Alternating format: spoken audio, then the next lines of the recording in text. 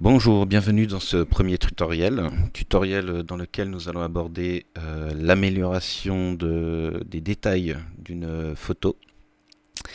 Alors pour cela j'ai pris une photo normale, rien d'exceptionnel, mais qui sera tout à fait adaptée grâce aux tuiles et aux divers éléments relativement présents. Donc comme vous pouvez le voir, cette photo est plutôt de bonne qualité, hein, il n'y a pas de flou, hein, mais on va voir qu'on peut aller encore un peu plus loin et améliorer encore tous ces détails et rendre la photo encore plus attractive.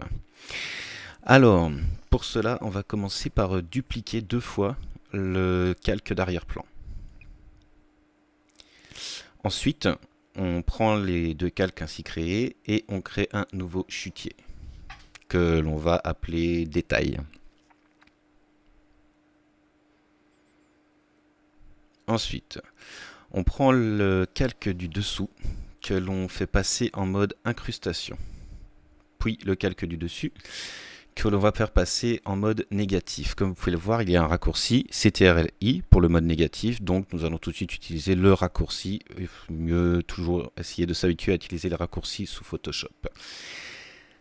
Enfin, on le passe en calque lumière vive, on passe le calque en lumière vive.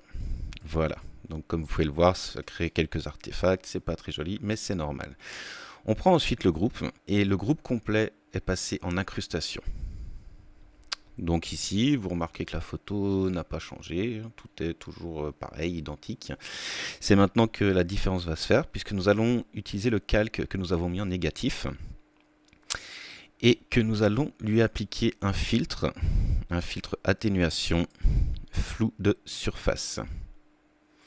Et vous regarderez bien les tuiles et la modification que ça va effectuer. Voilà. Donc comme vous pouvez le voir, on a déjà bien amélioré les détails de la photo.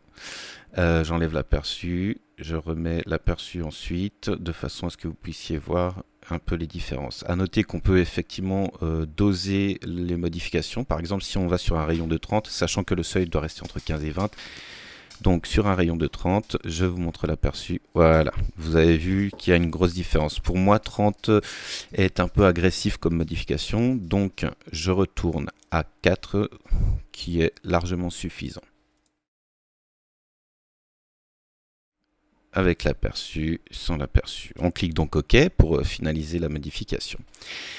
Voilà, et donc ainsi vous pouvez améliorer les détails de votre photo. Je vous invite à en faire de même de votre côté et à vérifier un peu tout ça.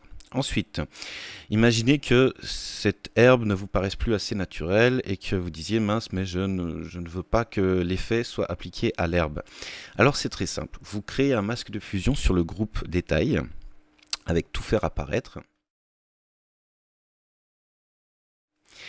Vous prenez ensuite le pinceau, voilà, en prenant bien la couleur noire, et vous passez sur le calque de fusion, cette couleur noire, ce qui vous permet d'éliminer en fait l'effet sur la partie que vous sélectionnez.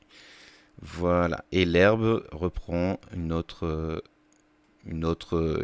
perspective et redevient un peu plus flou, moins de détails, mais ça peut être utile si jamais vous avez un endroit où vous trouvez que le détail ne donne pas bien ou vous voudriez revenir en arrière. Voilà, ça c'est le petit truc en plus. Comme vous pouvez le constater, la photo a été améliorée, les détails ont été un peu augmentés. Je vais d'ailleurs vous remonter sur une autre partie en enlevant le groupe de travail. Voilà, sans, avec, sans, avec. Voilà. Très bien. Eh bien, j'espère que ce tutoriel vous aidera à améliorer également vos photos. Très bientôt de nouveaux tutoriels. À très bientôt.